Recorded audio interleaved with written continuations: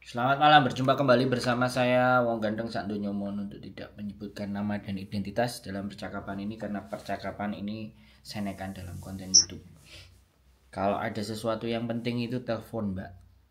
Kalau WA aku nggak rekomendasi karena persoalan yang sampean tuliskan itu penting buat saya, tapi nggak tahu buat sampean. Buat saya penting, makanya saya telepon. Oh iya. Soalnya siangnya masih itu kerja. Ya nggak apa-apa ya, terserah sampean. Intinya aku kalau WA lama-lama aku nggak respon dan nggak layani aku pasti akan, kalau penting aku telepon. Bagiku penting. Setiap masalahnya anak-anak bagiku penting. Tapi kalau buat menurut sampean sendiri cuman cukup WA ya terserah. Karena saya nggak biasa di WA. Saya minta telepon. Sampean mau ngomong apa ini? Kan gini Mas, saya itu pengen nikah di sini tapi surat cerainya itu datanya nggak, tahun lahirnya itu nggak sama paspor. Terus status saya itu kan baperan, terus sama imigrasi udah disuruh pulang dan saya setuju, terus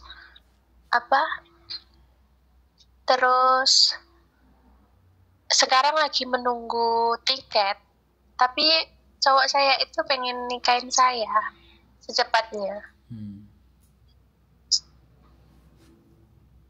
Terus? Dah. Itu ya, terus saya itu udah suruh orang buat bikinin itu kayak akte cerai yang udah diganti tahunnya, yang disamain paspor gitu, nggak ada masalah ya nantinya? Saya tanya, surat cerai sampean sudah beres apa belum? Udah keluar. Terus sekarang udah diganti tahunnya. Nah, sudah. Kan sudah sampean lakukan, ya. Sudah sampean lakukan dan sudah terjadi, ya. Kalau sudah sampean lakukan dan sudah terjadi, ya digas no, Mbak. Kan enggak mungkin mundur lagi. Benar enggak? Iya. Ya. Jadi sekarang yang sampean lakukan ya sudah gas saja. Lanjut daftar nikah ya. Lanjutkan rencana sampean dengan tata cara dan tata aturannya sampean. Mudah-mudahan nggak ada masalah kan gitu tuh. Iya. Jadi takutnya itu belakangnya itu Mas. Nah, mau apply visa independennya itu kan syaratnya pasti ada KTP, KK sama akte lahir kan. Takutnya itu KTP-nya saya itu kan udah nggak ada yang di Indo. Takutnya dulu itu saya sudah buat pakai sidik jari juga. Saya boleh ngomong? Iya. Makanya kalau bikin jangan cuma satu, bikin sekalian 4. Cerai, KTP, KK, akte. Biar itu semuanya satu paket komplit. Bisa dipahami nggak maksud saya? Sekali buat itu langsung 4 gitu ya? Iya dong. Biar sampean nanti nggak bingung. Kalau sekarang sampean cerainya beres kelar, tapi KTP KK aktenya nggak beres, ya gimana sampean dapat dependen kalau semuanya masih nggak sama? Jadi seharusnya cerai, KTP, KK, akte itu semua sama, nggak ada yang beda. Bisa dipahami? Iya bisa. Nah, tapi saya suruh orang rumah itu katanya bisa ganti, tapi yang saya takutin itu yang KTP-nya kan sedulu itu udah elektrik gitu Mas. Nah sekarang saya tanya sama sampean, ya gimana caranya? Jadi jangan takut. Gimana caranya? Jadi bukan takutnya yang dikedepanin, gimana caranya supaya sampean dapat yang semuanya sama dengan paspor Hong Kong dan KTP sampean Hong Kong. Bisa dipahami? Iya, bisa. Kalau sampean nggak tahu caranya, saya punya banyak caranya gitu. Karena sampean ngomongnya ke saya, sampean sudah selesai 1. ya saya akan berbicara cuma satu hal. Tapi kalau sampean bilang takutnya, ya berarti sampean harus persiapkan yang saya omongin tadi. Kalau sampean punya cara sendiri silahkan. Kalau sampean mau pakai tata cara saya, ayo. Kan gitu aja toh, simple aja. Bisa dipahami. Karena banyak sekali teman-teman di sini itu hidupnya selalu jawabannya mau gini takut, mau kayak gitu gak ngerti, gitu. Jadi kalau takut jangan melangkah dulu. Ya persiapkan segala sesuatunya dulu, pahami pengetahuannya, pahami tata aturan, tata caranya, baru melangkah. Bisa dipahami nggak? Iya bisa. Kalau sampean melangkah terus diliputi was-was dan takut, ngapain melangkah mbak? Sama aja bunuh diri. Maksud logika saya, logika berpikir, sampean bisa memahami maksud saya ngomong. Iya. Ya. Makanya kenapa saya bikin konten, untuk supaya agar ketika mau memutuskan sesuatu ada yang diajak diskusi. Terlepas diskusinya nanti itu benar atau salah atau baik atau tidak, tapi setidaknya sampean punya pandangan gitu loh. Sampean tahu konsekuensinya, sampean ngerti apa yang mau sampean lakukan. Bisa dipahami mbak? Bisa. Nah jadi gitu loh. Kadang-kadang teman-teman ya ngelakuin sesuatu ya kan sudah dijalanin separuh, dia takut terus telepon saya. Nah sudah jalanin separuh, otomatis kan saya nggak bisa kendalikan yang separuh tadi dampaknya apa. Saya hanya bercerita dampaknya, ya kan. Tapi saya nggak akan berbicara bahwa kamu salahnya nggak mau ngambil keputusan nggak pakai aku nggak boleh bicara seperti itu, namanya no wise, tidak bijak. Makanya saya akan coba bilang, kalau Anda sudah melakukan, lakukan dulu, jalanin sampai ketemu masalah, silahkan cerita. Nah itu loh. Nah makanya saya nggak menganggap diri saya paling pintar ya mbak, ya kan. Saya nggak menganggap diri saya paling hebat, tapi saya bisa diajak berbicara. Yang penting sabar dan nggak mendesak, ngerti nggak? Saya paling nggak suka ketika seseorang itu udah kena bencana, udah kena musibah, kena masalah, baru raw repot nyari solusi. Nah yang jadinya nanti jatuhnya si konten kreatornya dianggap membuka aib, paham nggak? Iya. Ya, tapi kalau dia mau planning, kemudian dia ngajak diskusi, nah ini kan bukan aib. Ya, ini kan kita mau cari solusi gitu loh. Bisa dipahami? Bisa. Atas masalah sampean sudah paham? Iya, paham. Yes. Mau tanya apa lagi sekarang? Tanya, banyak yang bilang itu kalau paper itu visa independennya itu susah turun. Terus? Itu yang terus keluarga saya itu pengennya saya pulang sebentar gitu terus balik lagi gitu mas. Takutnya kalau habis nikah terus malah visanya nggak turun-turun kan malah jadi lama. Nggak bisa pulang. Apa benar itu kalau anak paper itu visanya nggak bisa turun gitu? Saya kurang paham. Oke. Boleh saya sudah ganti jawab? Iya. Jadi gini mbak, status unsigned paper itu sebenarnya status di mana identitas sampean itu kan tidak sampean pegang, sampean tidak kuasa atas identitas diri sampean toh.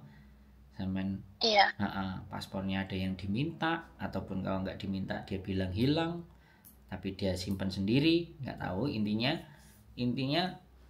di Hong Kong ini ketika kita sudah berstatus itu, maka kemudahan yang biasanya didapat dengan posisi dan keadaan normal pasti akan lebih sulit.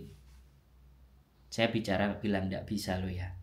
Banyak saya juga kenal yang statusnya paper, statusnya OS, statusnya paper terus bisa dependent.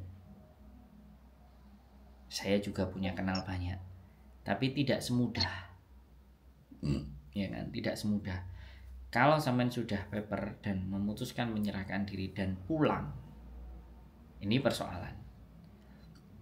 Jadi menurut saya juga nggak ngerti nanti statusnya sampean ketika sudah pulang terus balik lagi apakah bisa diterima di Hong Kong. Nah itu pertanyaan yang tidak bisa saya jawab, karena itu hak prerogatif, hak mutlak immigration, ya. Jadi yang memperbolehkan. Tetapi ketika sampean paper di sini terus menikah, ada status menikahnya dan sertifikatnya sampean bawa, terus kemudian sampean minta izin pulang, terus sampean pulang, terus mau balik lagi, itu belum tentu sampean bisa masuk. Tergantung calon pasangan sampean ini permanen residen atau enggak. Kalau calon pasangan sampean ini permanen residen, masih ada kemungkinan besar dia bisa jamin sampean untuk stay di Hong Kong, walaupun turis 1 bulan. Tapi kalau pasangan sampean ini sama-sama papernya, saya nggak bisa ngomong. Bukan saya nggak bisa jawab, tapi saya nggak bisa ngomong. Saya nggak bisa memberikan jawaban yang valid. Makanya penting ketika sampean menikah ini, status pasangan sampean, calon pasangan sampean ini apa? Bisa dipahami nggak? Saya nggak menyebutkan, tapi saya cuma ngomong. Aku nggak ngerti pasangan sampean. Nah ini loh yang ingin saya sampaikan kepada teman-teman yang banyak. Jadi jangan sampai terjebak dengan percintaan dan tambatan hati tanpa kita mau menggunakan logika. Banyak sekali, ya sekali lagi, di Hong Kong ini yang pura-puranya itu tidak ada persoalan, tapi dalam hatinya sebenarnya banyak remuk-remuknya. Bisa dipahami? Iya, bisa. Nah, makanya sekali lagi, sampean harus tahu pasangan sampean ini bagaimana, statusnya seperti apa, apakah benar-benar dia bisa menggaransi sehingga sampean bisa menikah dengan dia nantinya mendapat dependent visa, ataukah sama-sama statusnya, ya. Kalau sama-sama statusnya, mending nggak usah pulang, wis lempengin aja terus. Kalau dia orang Hong Kong, Mas? Ya, orang Hong Kong pun kan saya tanya, permanen atau bukan? Kan kita nggak ngerti, Mbak. Kalau 5 tahun di Hong Kong itu permanen belum? Ya sekali lagi, saya nggak bisa bertanya. Saya nggak bisa menjawab. Saya nggak bisa menjawab, ya kan? Yang bisa tahu jawabannya ya sampai cari tahu sendiri sama dianya. Ini yang banyak sekali terjadi. Mereka tidak berpikir tentang bagaimana masa depan. Yang penting dia sayang sama saya, memenuhi kebutuhan saya, ayo jalan bareng. Ke depan nanti ditata bareng. Nah, kalau yang terjadi komitmennya seperti itu, hak saya apa untuk melarang? Tapi sampai tadi bertanya urusan menikah, sampai bertanya urusan dependen, pasti akan saya jawab sesuai dengan kemampuan saya. Karena sampai tanyanya bukan tanya KTP-nya suami bagaimana, dengan status KTP suami yang begini, kira-kira saya bagaimana, seperti apa, kan sampai belum tanya itu. Sampai cuma tanya menikah, ya kan? Karena kehidupan kita di Hong Kong ini ada yang tahu dan ada yang ngerti, ada yang paham, ada yang sama sekali nggak paham. Asal hidup, bekerja, dapat duit, selesai. Lain-lain bikin belakang. Ada yang seperti itu. Mode hidupnya ada yang begitu. Aku nggak peduli, aku mau OS, aku paper, penting aku bisa hidup, aku menghasilkan uang, aku bisa ngasih keluargaku, selesai. Ada yang mode hidupnya begitu. Ada yang mode hidupnya ya sudah, aku dapat duit, aku bisa menghidupi diri sendiri, aku aku nggak minta-minta, oke, ada yang begitu. Nah, ketika sampean bertanya tentang KTP, nikah, dan dependen, wah, jawabannya nggak sesederhana itu. Akan saya jelaskan dari A sampai Z yang saya tahu. Begitu Mbak gimana? Iya. Ribet. Enggak, tidak ada yang ribet. Tapi posisi sampean yang membuat diri sampean ribet. Iya, statusnya. Nah, bukan saya yang ribet ya. Sekali lagi, bukan saya yang ribet. Karena yang memilih hidup menjadi seperti itu kan bukan saya, sampean sendiri. Dan saya tidak berbicara ribet ke dalam sampean kan. Sampean sendiri tadi yang ngomong ribet kan, bukan saya. Saya tetap memberikan arahan gimana hidup sampean ini bisa dibetulkan kan gitu. Iya. Bisa diarahkan ke yang pas, yang benar, yang sesuai menurut tata aturan Hongkong. Kalau saya begitu pondasinya, bukan mengikuti hawa nafsu dan keinginan pribadi, enggak gitu. Banyak sekali Mbak, makanya kenapa saya bikin konten itu, supaya siapapun yang mau memutuskan sesuatu hal itu mau berpikir dulu dampaknya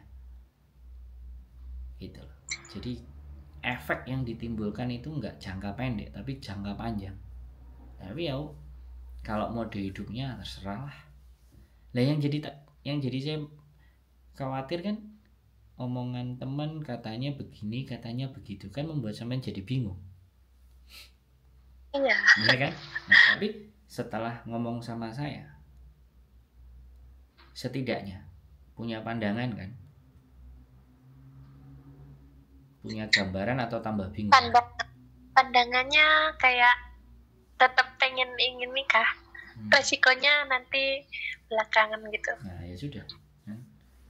Yang penting kan saya sudah sampaikan mau KTP atau tidak. Terus saran saya, kalau pasangan sampean bukan permanen, ya nggak usah pulang. Sekali sampean pulang, maka baliknya akan berat. Tapi ketika pasangan permanen, bisa. Itu ada kemungkinan masih bisa gitu. Saya kan lagi nunggu tiket. Berarti kalau daftar nikah pun tiketnya masih tetap diberikan kepada saya, Mas. Sampean statusnya sekarang apa? Paper kan? Iya paper, tapi udah disuruh pulang. Saya nggak mau pulang, tapi mereka yang nyuruh saya itu pulang. Terus udah di paspor, terus udah 3 bulan ini belum ada tiket. Terus cowok saya punya pikiran itu, pengen nikah itu biar aku masih bisa di sini. Terus kalau untung visanya bisa turun malah enak. Ya wes ikuti aja. Calon suami sampean mau ya sudah. Wes mau nggak mau, jangan putuskan. Berarti pulang dulu. Visanya turun itu tiketnya masih berlaku buat saya gitu ya? Ya sampean kan bisa abaikan. Berarti habis nikah itu lapor lagi ke imigrasi bahwa saya sudah nikah, jangan dikasih tiket gitu ya? Itu saya nggak tahu Mbak. Tapi yang jelas, kalau sampean mau menikah dan pingin hidup di sini ya sudah. Nggak usah ada bayangan untuk pulang. Satu. Dan sekali lagi, saya nggak bisa jawab sampean lagi pertanyaan sampean, karena sampean nggak ngomong ke saya, bojo sampean ini permanen atau bukan. Karena itu penting untuk menjawab pertanyaan berikutnya. Selama itu tidak saya tahu, saya nggak bisa memberikan jawaban buat sampean, Mbak. Maksud nggak omongan saya? Iya, dia itu orang Hongkong, Mas. Tapi dulunya sekolahnya di Cina, kuliahnya. Terus balik lagi Hongkong baru 5 tahun ini. Sampean nggak pernah lihat KTP-nya? Katanya kurang 2 tahun lagi baru itu apa namanya? Kurang 2 tahun KTP-nya baru itu. apa namanya? Permanen. Ya sudah, kalau mau 2 tahun lagi ya selamat menunggu. Ya kan? Kan saya tadi bilang kalau bisa permanen maka ya sudah akan memudahkan sampean. Tapi kalau belum permanen ya silakan ditunggu aja bagaimana permanennya dia sehingga nanti bisa menggaransi sampean. Intinya sudah jalani berdua aja dulu sama dia. Kan beres tuh? Sesederhana itu. Iya. Jawabannya sesederhana itu. Kalau disuruh pulang sampean nggak mau pulang ya sudah, bandel aja sekalian. Kalau udah nyemplung kan nyebur sekalian daripada sampai nanti pulang nggak bisa balik. Kalau imigrasi tetap nyuruh saya pulang, soalnya visanya belum ada. Gimana? Ya terserah sampean. Tiket juga udah ada gitu. Terserah sampean. Sekali sampean mau pulang, balik lagi berat. Susah. Ya. Iya dong, karena sampean. Iya. Walaupun apa? Visanya belum itu. Ya gini loh mbak, sampean paper itu visa sampean itu nggak mungkin turun dalam 1, 2, 3 bulan. Apalagi pasangan sampean belum dependen. Itu sesuatu yang mustahil. Kalau ataupun memang ada, itu mungkin petugasnya lagi ngantuk atau tidur. Itu kalau logika saya. Itu logika saya loh ya. Logika saya. Logika saya bisa salah. Saya bilang disclaimer dulu, saya bukan yang paling benar gitu loh. Karena Hong Kong ini orang membunuh orang aja 3 hari ketangkep. Nyuri. Nah, nyuri yang kemarin itu loh, itu 3 hari ketangkep. Yang satu sudah kedeteksi ternyata sudah keluar tanggal 29. Jadi habis nyuri, malamnya dia udah pergi. 1 orang otaknya.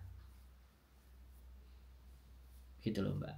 Apalagi sampean yang sudah terdata dari paper ya kan, terus sudah disuruh pulang sama imigrasi, itu data kan udah dipegang sama mereka. Iya. Nah gitu loh mbak.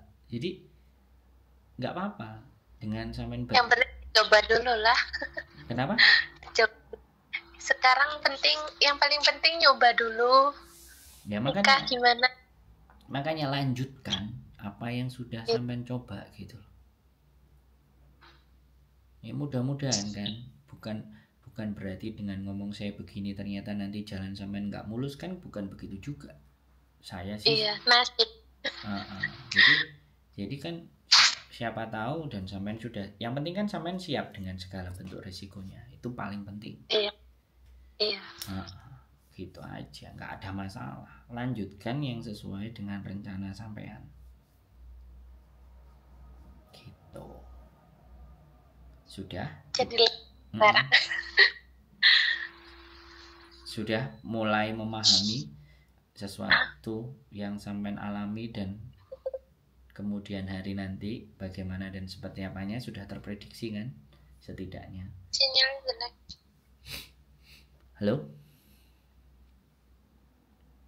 Halo, sinyalnya jelek tadi. Ya saya wifi mbak, wifi-nya di sampingnya HP. Oke, jadi ada lagi yang ditanyakan? Selebihnya udah dulu mas. Kalau ada nantinya belakangan kalau ada sesuatu tanya lagi boleh? Silahkan. Nggak ada masalah. Okay. Lebihnya udah paham sampai sekarang. Oke. Siap. Kayak gitu. Yeah. Omongan-omongan orang lain itu loh yang bikin saya maju mundur. Biasa mbak. Omongan orang kan di saat orang susah kan belum tentu mereka pada bantu. Giliran kita seneng kan mereka mendekat dan bersorak-sorak. Tapi giliran susah kan pergi semua. Umumnya kan begitu. Kalau saya justru yang susah sini cerita. Ayo kita pecahkan bersama-sama. Ya kan, konten saya kan gitu. Mana ada yang Mas aku senang-senang. Ayo Mas ngopi bersama. Terima kasih sudah nonton punya sampean. Jarang. Kalau ataupun ada ya 1, 2. Kenapa? Habis ini bisa ngopi bareng Mas. Sama Mbak Yuli juga. Boleh. Miss Yuli. Silahkan. Gitu aja pokoknya semangat. Nggak usah terlalu bingung. Sudah kita putuskan ngambil jalan itu, ya kita terima konsekuensinya kan gitu Mbak. Iya, dapat nggak dapatnya udah nasib gitu. Ya. Penting udah apa? Ya, yang penting berjuang dan tidak menyerah. Itu yang penting. Oke? Iya. Iya, makasih Mas ya. Yes, sehat selalu. Matur nuwun. Iya, selalu buat Masnya sekeluarga. Makasih. Waalaikumsalam warahmatullahi wabarakatuh. Oke teman-teman semuanya ya, sekali lagi kehidupan tidak bisa kita yang ngatur dan yang menentukan. Semuanya pilihan masing-masing ya. Yang bisa kita lakukan adalah ketika kita punya kemampuan, kita punya knowledge, pengetahuan, kita sampaikan ya. Perkara itu diterima dan tidak, perkara dia menganggap itu benar dan salah, perkara apa yang kita sampaikan itu bijak atau tidak, itu kita kembalikan ke pemirsa sekalian. Karena sekali lagi, saya bukan manusia yang serba sempurna, segalanya pasti benar. Bukan, saya bukan seperti itu. Saya juga manusia yang banyak keliru dan salahnya. Tetap berjuang, tetap belajar, tetap semangat. Keep stay tune my YouTube channel and see you next video. Bye bye.